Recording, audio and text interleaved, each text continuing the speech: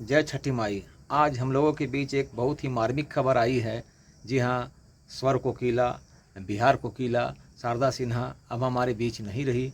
Delhi AIIMS में भर्ती थी और उनकी स्थिति बहुत ही नाजुक थी और डॉक्टर ने कहा कि अब वो हमारे बीच नहीं रही। तो ये खबर सुनकर मैं भी मर्माहत हूँ। और हम लोग जानते हैं कि छठ जैसा महापर्व हमारे घर में हो रहा है और शारदा सिन्हा का गाया हुआ गीत नहीं बजे, ये हो ही नहीं सकता है।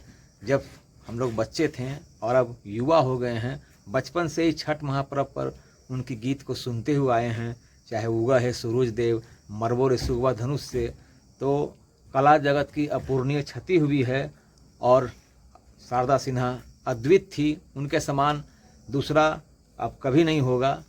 तो ये मार्मिक खबर सुनकर मेरी भी आंखों में आंसू आ गया। शारदा सिन्हा अब तक कुल 62 छठ गीत गाई और वो 72 साल की थी। तो और बड़ा ही संयोग की बात है कि खरना के दिन, बहुत ही संयोग की बात है कि छठ पर्व का पहला दिन, नहाय खाए के दिन शारदा सिन्हा जी का निधन हुआ। और समझ में नहीं आ रहा है कि शारदा सिन्हा ने छठ महापर्व पर इतने सारे गीत गाए और इसी दिन आज उनका निधन हुआ। ये भी ईश्वर का एक संयोग है और ये तो मृत्यु लोक है, जो आया है सबको जाना है।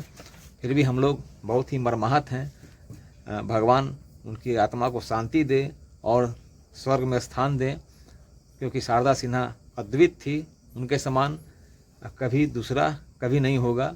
और जब तक सृष्टि रहेगी हमारे हिंदुस्तान में शारदा सिन्हा का गीत बजता ही रहेगा।